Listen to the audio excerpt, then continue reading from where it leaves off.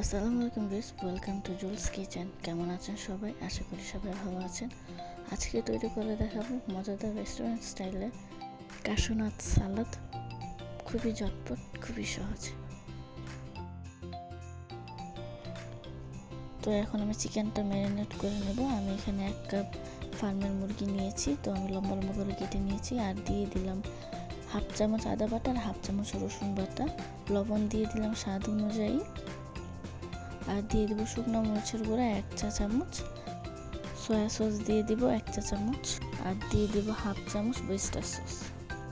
1/2 চা চামচ দিয়ে দেবো গোলমরিচের গুঁড়া। তো আমি চিকেনটা লম্বা লম্বা করে কেটে নিয়েছি, দেখতে পাচ্ছেন বেশি লম্বা না, আবার বেশি মোটাও না, আবার বেশি পাতলা না। এখন ভালোভাবে মিক্স করে নেব। তো মিক্স করা হয়ে গেলে চিকেনটাকে রেস্টে রেখে দেবো 20 মিনিটের জন্য।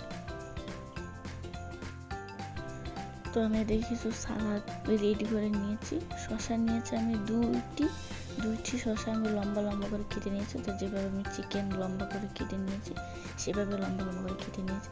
আর নিয়েছি 2 পিস গাজরটা আমি লম্বা লম্বা করে কেটে নিয়েছি, বেশি মোটাও করিনি আবার বেশি পাতলাও করিনি। আর নিয়েছি হলুদ ক্যাপসিকাম 1/4 কাপ আর সবুজ ক্যাপসিকাম 1/4 কাপ। ক্যাপসিকামগুলো আমি লম্বা করে কেটে নিয়েছি।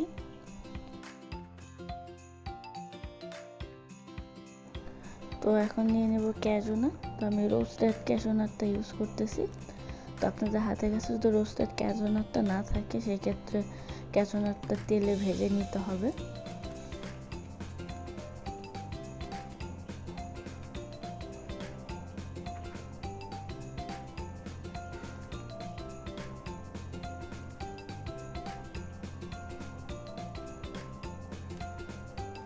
আমি এখানে 1 কাপ ক্যাশু নাট নিয়েছি। তো এখন আমি ম্যারিনেট করা চিকেনটা ভেজে নেব।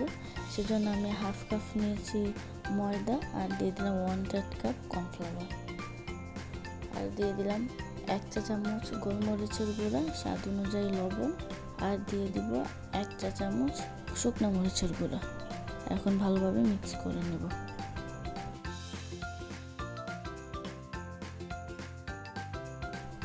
আমি অন্যদিকে একটা হাঁড়িতে তেল বসিয়ে রেখেছি, তো তেলটা গরম হতে থাকবে। আর এদিকে আমি এখন চিকেনটা আটার সাথে কোট করে নেব। তা আমি আটার মধ্যে অর্ধেক চিকেন দিয়ে দিলাম, দিয়ে এখন আলতো হাতে মাখিয়ে নেব। তো বেশি চাপ দেওয়া যাবে না, আলতো হাতে করে মাখাতে হবে। তো চিকেনটা যাতে একটার সাথে আর একটা লেগে না যায় ওরকম করে করতে হবে। এখন আমি তেল গরম হয়ে গেছে, গরম অবস্থায় চিকেনটা দিয়ে দিলাম। এখন তল উপর করে নেড়ে দিতে হবে যাতে একটার সাথে আর একটা না লেগে যায়। তো এইভাবে কোট করলে কিন্তু একটার সাথে আর একটা লাগে না। তো এই পর্যায়ে আমি উঠিয়ে নেব। তো আমি 2 থেকে 3 মিনিট চিকেনটাকে ফ্রাই করে নিয়েছি, ফ্রাই করে উঠিয়ে নিচ্ছি পরবর্তীতে আবার ভাজার জন্য।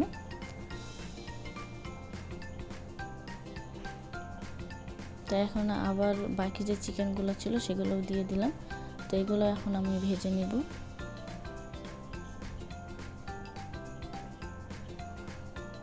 তো 2 থেকে 3 মিনিট ভেজে নিলাম, ভাজিয়ে এখন আবার উঠিয়ে নেব। তো আমার ভাজা হয়ে গেছে, এখন চিকেনটাকে ঠান্ডা করে নেব। এখন তেলটা নামিয়ে ঠান্ডা করে আবার চুলায় বসাবো যাতে চিকেনটা ভালোভাবে ফ্রাই হয়। তো এভাবে ঠান্ডা করে দিলে কিন্তু চিকেনটা অনেক মচমচা হয়। তো গরম অবস্থায় দিলে তেমন মচমচা হয় না। চিকেনটাকে এখন একদম লো ফ্লেমে আমি 15 মিনিট ফ্রাই করব, একদম লোতে রাখতে হবে। তো এদিকে আমি সালাদটা বানিয়ে নিব।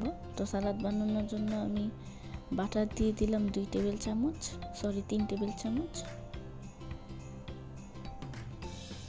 আর এখন দিয়ে দিব রসুন কুচি 2 টেবিল চামচ, দিয়ে কিছুক্ষণ ভেজে নেব।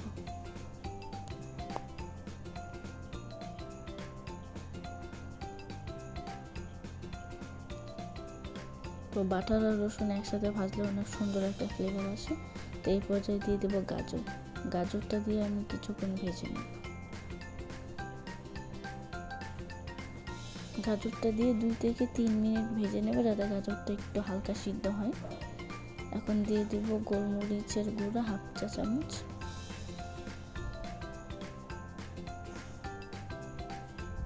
তো এদিকে আমার চিকেনটা ভাজা হয়ে গেছে, উঠিয়ে নেব।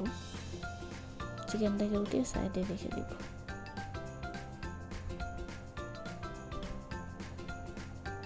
তো দেখতে পাচ্ছেন চিকেনটা একদম মোচমোচা হয়েছে।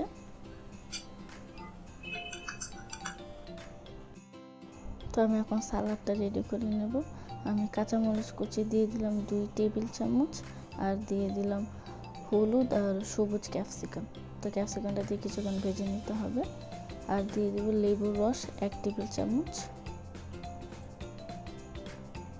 আর দিয়ে দেব সয়া সস 1 চা চামচ, দিয়ে কিছুক্ষণ নেড়ে নেব।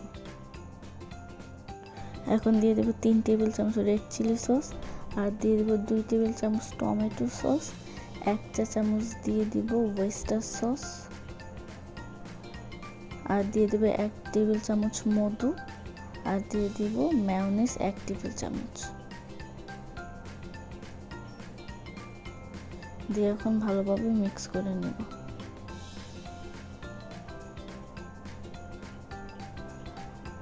আর দিয়ে দিব সুইট চিলি সস 1 টেবিল চামচ, আর দিয়ে দেব পাপরিকা পাউডার 1 চা চামচ। দিয়ে আবারও ভালোভাবে মিক্স করে নেব। তো এই পর্যায়ে দিয়ে দিলাম ক্যাশু নাট, দিয়ে ক্যাশু নাটটা আবারও আমি সসের সাথে মিক্স করে নিচ্ছি।